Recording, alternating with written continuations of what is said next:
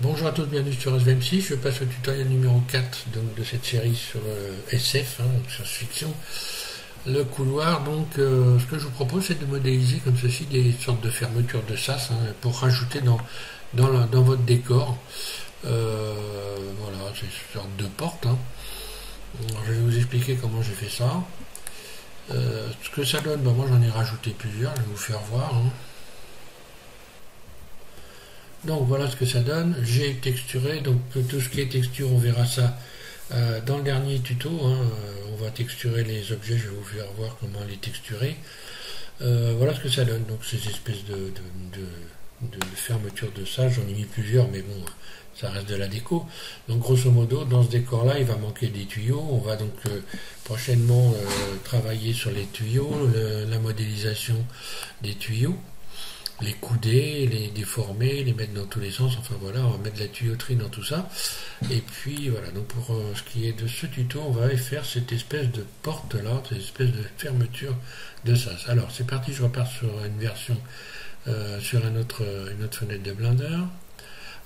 Oui, et puis en même temps je vais vous faire voir dans ce tuto comment utiliser les collections. En fait, les collections, c'est ce qu'on anciennement appelé des calques. Voilà, Blender 2.90. Donc première chose, j'ai rajouté un plan. Je vais simplement rajouter un plan, voilà. R. Alors je vais mettre quand même, voilà, comme ça. Tout le monde peut voir. Donc je vais faire un RX 90. Un clic gauche. RX 90. Donc j'ai mis mon plan à champ, donc debout, grosso sur la scène. Et on va utiliser l'outil à découper couteau. Donc je passe dans le mode Edit. Donc je clique sur Tab. Puis je clique sur la lettre K. K. Ça m'ouvre le cut, en fait, le couteau. Et je me positionne mon couteau sur le bord, comme ceci, jusqu'à temps que je voie un point vert. Quand je vois le point vert, je fais un clic gauche. Et je bouge ma souris pour aller retrouver le joint, le bord opposé. Et là, encore une fois, je fais un clic gauche, je ne bouge rien du tout, et tout de suite derrière, je fais barre d'espace. Voilà, je clique sur la barre d'espace. À partir de là, j'ai rajouté donc une arête là. Je vais pouvoir supprimer ce vertice là. Donc là, je suis en mode vertice, je fais X vertice, voilà. J'obtiens donc cette forme là. Ensuite, je vais continuer avec le couteau à faire des découpes. Alors, je rappuie sur le couteau, je vais faire une première découpe ici, un clic gauche, je tire, un autre clic gauche, barre d'espace. Je recommence, cut, je fais une croix, donc je viens au coin ici, un clic gauche, un autre clic gauche. Là, j'espère que je suis bien. Je vais revenir en arrière parce que j'ai pas l'impression d'être bien positionné. Là, puis là, oui c'est bon, pas sûr. Barre d'espace, faut faire attention à ça. Bon voilà, là ils sont pas bien reliés, donc j'ai juste sélectionné les deux pour être sûr qu'ils soient bien reliés. Et puis je vais faire au centre, je vais fusionner au centre. Voilà. Allez, je recommence, cut, ici, je reviens ici, un clic gauche, là, je vais faire la même chose dans l'autre sens, ici, donc là, me guide par rapport à la barre bleue, ici, donc à l'axe Z, un clic gauche, et je continue à faire ma découpe. Je vais en faire une ici, j'utilise également là l'axe X, un clic gauche, barre d'espace. Voilà, donc je me retrouve ici avec une multitude de faces, mais qui ont au centre, qui ne sont pas reliées. On voit que j'ai plein de vertices comme ça au centre. Donc un clic droit, je fais un clic droit dans la fenêtre sur une face, et puis je vais sélectionner les vertices qui sont au milieu. C, je sélectionne tout ça, et là je vais fusionner, pareil au centre. Voilà. Là, à partir de là, je vais contrôler s'il n'y a pas de problème. Donc ça, c'est une chose qu'il faut faire. Je sélectionne tout. Et pour être sûr, je vais faire by distance pour éventuellement retirer des doublons. Donc là c'est important de faire attention à ça. Ensuite je vais faire une extension, donc extrude surface, première AA. Tiens, on n'a pas voulu se...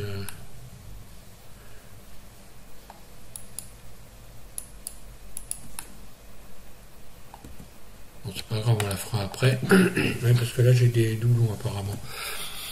Alors je vais sélectionner les faces, pas grave. Ou je vais directement faire une extension. Voilà, je sélectionne tout, A, puis extrude vers sur Y. Là voilà. Extrude, je bouge ma souris dans le sens vers Y comme ceci. Ensuite je vais sélectionner les faces ici, ou alors même cette fois-ci je vais pouvoir, je pense, faire une extension. Je me mets en mode face, donc je clique sur le 3 de mon pavé au-dessus de AZERTY. Hein. Un clic droit, je sélectionne ici le tour en appuyant sur Alt. Hein.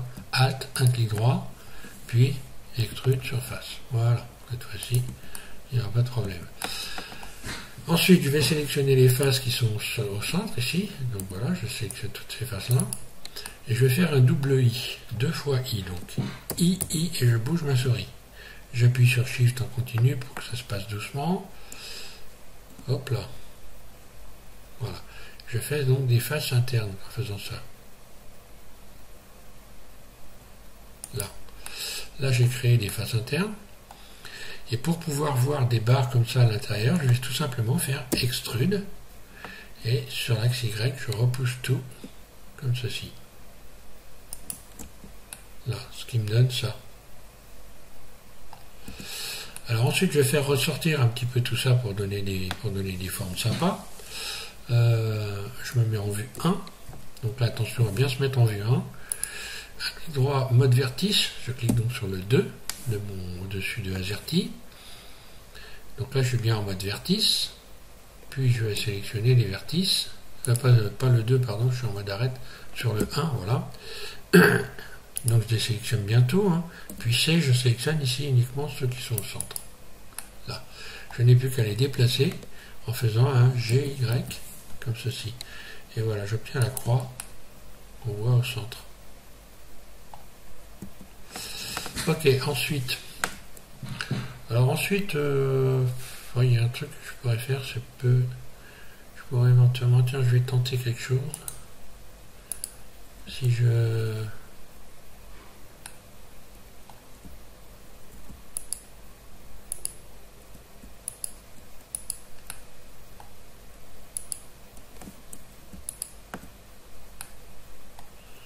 Si je supprime ces arêtes-là, alors déjà je vais faire un petit tour côté doublon là, pour être certain que tout va bien. Là. Et côté arête, je clique sur le 2, donc sur le 2 de mon pavé numérique. Je vais essayer de sélectionner toutes ces arêtes, les retirer.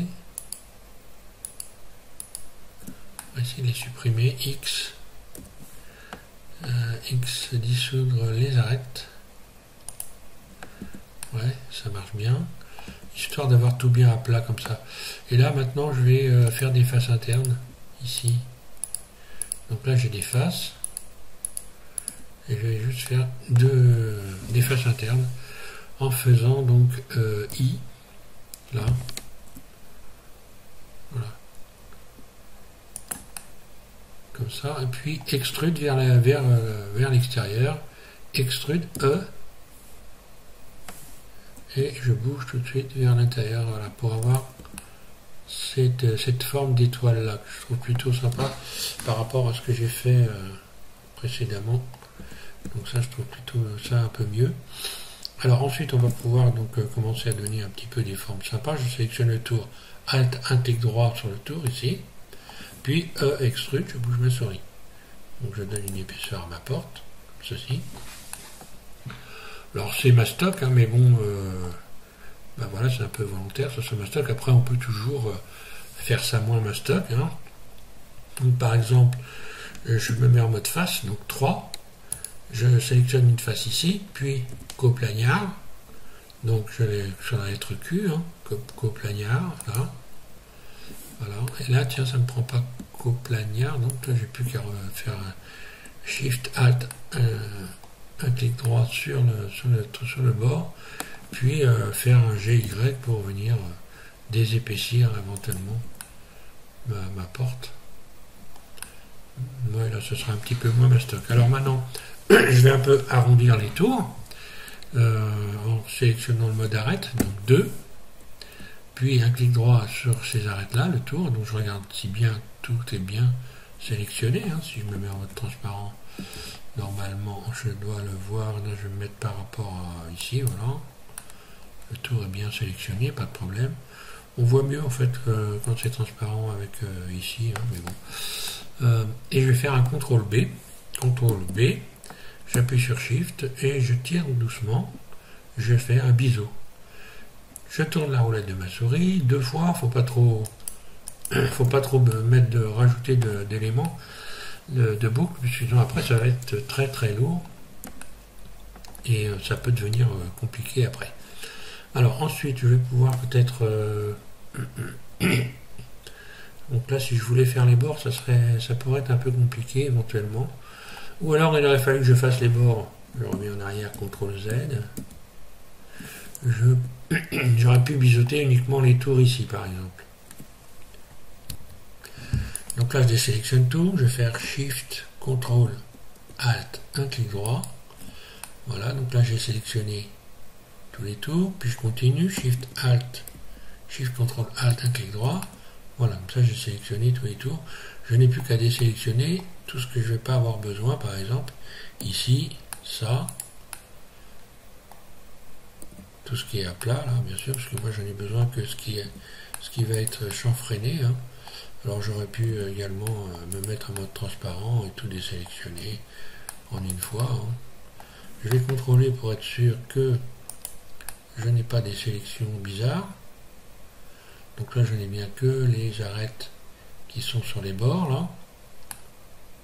Ouais, c'est ça, c'est bon. Donc je me remets en vue 1 et je vais faire CTRL B. Là. Et voilà. Et là j'ai arrondi les bords. Je trouve plutôt pas mal. Alors je regarde si tout va bien, si je n'ai pas débordé, si je n'ai pas créé des doublons, des faces qui se chevauchent. Donc apparemment je suis bien. Je vais quand même tout sélectionner et contrôler que je n'ai pas de doublon by distance. Voilà. Alors bah là à ce niveau là maintenant je vais pouvoir commencer en mode objet à aller dans ici lisser, objet lisser. Hein. Je lisse mon objet et encore une fois de plus ici je clique sur le petit triangle pour aller chercher donc normal, j'ouvre normal et auto lisser. Voilà, ce qui vient un petit peu éviter d'avoir des, là on a moins de marques, hein. Là on en a encore un peu parce qu'il aurait fallu que je rajoute plus de rayons, mais voilà, plus d'arêtes plutôt. Mais après ça peut devenir très lourd, donc il faut faire attention. Alors pour ce qui est du centre ici, j'ai simplement rajouté un cercle, donc je me mets en vue 1, je vais ajouter un cercle, pas un cercle, pardon, un cylindre. Voilà, je vais chercher le cylindre ici, voilà. Alors là j'aurais pu me mettre au milieu, je vais remettre le curseur au milieu, Shift S, curseur vers origine, et Shift S, sélection vers curseur, RX90, puis S surface, voilà. GY, puis mode edit, je sélectionne face là, et GY. Hop, cette face là, mode face, donc 3, GY.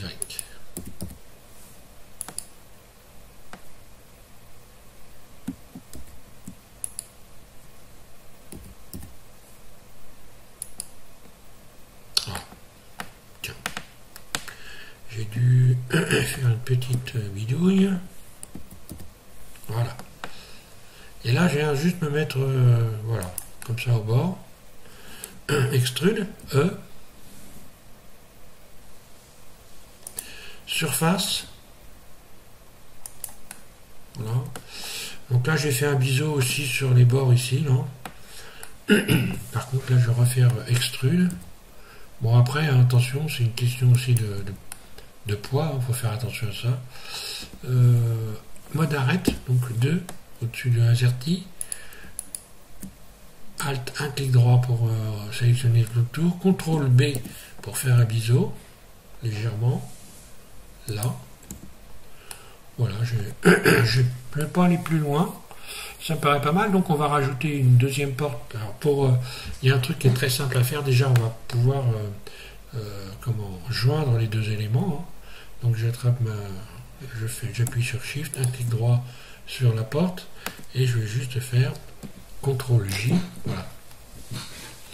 Donc désormais, je n'ai plus qu'un objet. Quand je vais en mode Edit, on voit que tout a été, tout va bien ensemble. Alors ensuite.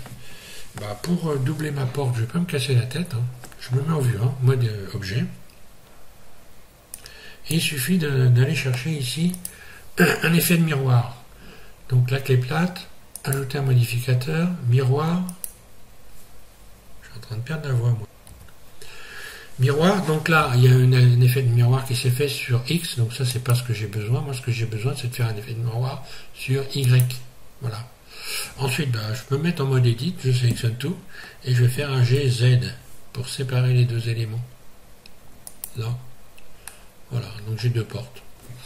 Alors, je peux également, j'ai oublié, on peut rajouter des sortes de gonds ici. On peut simuler, on pourrait simuler des gonds. Par exemple, je vais sélectionner... voilà,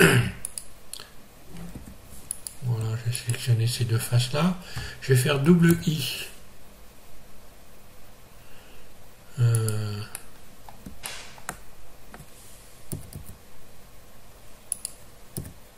Ou I tout simplement, oui, voilà, I. Voilà, comme ça j'ai chaque élément qui s'est séparé. C'est soit I, soit double I. Un double I, normalement, ça devrait être chaque élément, mais comme tout reste en mémoire, c'est possible qu'il faut revenir à un seul I unique pour avoir une séparation individuelle. Alors, ça peut paraître un peu compliqué, mais quand vous allez vous amuser, vous allez comprendre. Donc là, je vais modifier individuellement les longueurs, hein, parce que ça, c'est trop long. Donc je me mets ici en mode individuel, là. Et par exemple, je peux utiliser cet outil-là, comme ceci. Voilà. Ou alors, Shift S, je reviens en arrière. Ou alors faire une surface sur Y, S, Y, SZ, pardon, SZ. Voilà, directement. Et puis ensuite, extrude, je bouge ma... Voilà. Et pour donner éventuellement un effet de gond, je vais pouvoir faire un CTRL B pour faire voilà, pour donner une forme comme ça, arrondi, comme ça ressemble un peu plus à des gonds. Voilà, automatiquement, donc celle du bas, c'est fait aussi. Hein. Après, on peut, suivant la machine qu'on a et la puissance qu'on a, on peut toujours ajouter des formes, hein, s'amuser avec les formes. Je sais pas moi, je pourrais créer une autre forme ici, mode face, ici je sélectionne ça, je fais extrude, voilà, histoire de donner que ça soit pas trop plat, quoi, parce qu'il faut quand même essayer, donc voilà, par exemple ici, j'en sais rien. Mais par contre tout ça c'est du poids, donc ça faut faire attention à ça. Mode face, encore une fois de plus, extrude surface, ES. Voilà, ou comme ça, par exemple, pourquoi pas. Là, j'aurai encore un autre aspect. Hein. Voilà. Et là, j'ai quand même voilà, des portes de sas qui me paraissent pas trop mal. Hein. Allez, je vais mettre un éclairage pour finir. Un éclairage soleil. Histoire juste de... Et puis appliquer évidemment ici je reviens ici, je vais appliquer donc l'effet de miroir ici. Je clique sur la flèche ici et je fais glisser ma souris sur appliquer. Voilà. À partir de là, j'ai deux objets bien distincts les uns des autres. Je reviens sur mon soleil. Voilà. Histoire de mettre un peu de lumière. Puis je vais mettre par exemple en vue 3. Je reste toujours dans des vues accès, ce qui simplifie nettement les choses quand on a pris cette habitude. Lorsque je me mets ici, vous voyez que j'arrive à aller très vite en restant dans les axes le plus souvent possible, ce qui n'est pas toujours possible, mais bon, le plus souvent possible. Ici, mon éclairage, mon soleil, je vais lui mettre un petit peu de lumière, et voilà. Après, je pourrais toujours soit rajouter, on verra pour les textures par la suite, mais je pourrais toujours rajouter évidemment des textures, c'est ce qu'on va faire, hein. Mais également on peut toujours aller peindre, hein, pourquoi pas, on peut aller peindre, je peux ou alors ici rajouter des couleurs, voilà, puis éventuellement peindre par-dessus les couleurs, enfin voilà, on peut faire tout un tas de choses, hein. Spéculaire, brillance, etc. Métallique. Quel cas il faudra que j'éclaircisse un petit peu. Donc là, métallique, ça rend rien du tout, spéculaire non plus, simplement, dans la scène, il n'y a aucun élément qui puisse renvoyer quoi que ce soit. Pour qu'on puisse voir une brillance, qu'on puisse voir une forme de brillance, et il faut que dans la scène, il y ait des éléments qui puissent permettre de renvoyer des... genre, je vais mettre quelque chose. De renvoyer des ombres, autrement, s'il n'y a rien, ça donne rien. On va faire l'expérience. Je vais rajouter, tiens, le singe.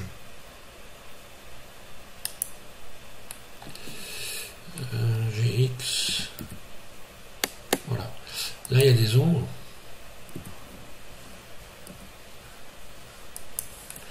Et on voit, eh bien, on renvoie ici. Voilà. Si je supprime Shift X, voilà, on ne voit plus rien. Donc il faut, pour pouvoir avoir une brillance, il faut un environnement. Ça, c'est une chose qu'il ne faut pas oublier, hein. Voilà, avant que je perde complètement la voix, je vais vous laisser là. Je vous remercie tous de suivre M6. Après, vous pouvez placer vos portes dans votre scène en faisant, donc, par exemple, désolé, je vais perdre complètement la voix. Donc, en sélectionnant votre objet, en faisant simplement un CTRL-C, puis ensuite un CTRL-V dans une autre fenêtre. Et puis, comme ça, vous aurez rajouté, donc j'ai déjà fait cette démonstration sur le précédent tuto, hein. Donc, je rappelle, pour ceux qui ne savent pas, que c'est une série. Que cette série, je l'ai appelée Couloir SF. Donc, il suffit de taper pour avoir la série. Et donc, tous les tutos qui vont avec, il suffit de taper SVM6 Couloir SF. Vous aurez donc une playlist et avec un numéro 1, numéro 2, etc. Là, on en est au numéro 4. Et vous pouvez donc rajouter les éléments. On verra, bon, pas dans ce tuto, mais dans le prochain, je vous ferai ça. Je vous ferai voir comment rajouter des collections. Quoique, admettons, si je vais peut-être faire ça tout de suite, CTRL-L. Je sélectionne donc un élément comme ceci. CTRL-L. J'en fais une nouvelle sélection. P. Voilà, c'est très simple. Donc là maintenant, quand je vais en mode objet, j'ai deux objets. Si je rajoute une collection, ici, donc je vais pouvoir rajouter une collection, par exemple, si je me rappelle bien, là, ici, voilà, je clique ici, nouvelle collection. Donc là, on voit que j'ai une collection numéro 2, que ici, j'ai un plan 1 et le plan originel. Donc le plan 1, ici, je l'attrape, je vais faire un clic gauche en continu, et je vais glisser, puisque maintenant on peut glisser dans la collection 2. Ce qui fait collection 2, je me retrouve ici avec cette porte-là, et dans la collection 1, celle-là. Maintenant, je peux très bien cacher des collections. Voilà. Donc je cache la collection, ce qui me permet, comme ceci, de pouvoir... Voilà. Et là, par contre, voilà. Là, je cache cette collection-là. Et là, je peux choisir n'importe quelle collection. Donc, si par exemple, j'ai sélectionné ici la collection 2 et que j'ajoute, par exemple, une sphère, voilà, eh bien, elle se retrouvera automatiquement dans la collection 2, la sphère. Elle est là. Donc, si je désélectionne la collection, je désélectionne non seulement la porte, mais également la sphère.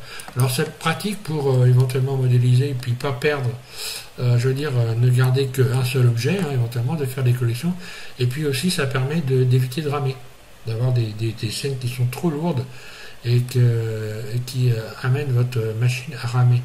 Voilà, donc ça peut être intéressant de travailler sur les collections. Voilà, allez, merci à tous, je vous souhaite de bien vous amuser avec tout ça, faites des jolies portes de sas, et puis prochainement on va revenir, donc tiens, j'ai perdu les... Tiens, non, ils sont là. Ah, c'était peut-être pas assez grosse pour qu'on les voie bien. Ah bah non, oui, je les ai perdus parce que tout simplement ici j'ai créé un bord, ça cache les coins, là, les gonds. Donc bon, attention à ça. Donc prochainement, je continue donc, on va faire donc autre chose. On va travailler donc sur les tuyaux, oui, parce que tout ça manque un peu de tuyaux, donc je vous ferai voir, on va bosser sur les tuyaux et on va faire de la tuyauterie. Voilà, merci à tous, amusez-vous bien, bon courage. Et donc je vous invite à regarder le prochain tutoriel qui sera donc le tuto numéro 5. Voilà, merci.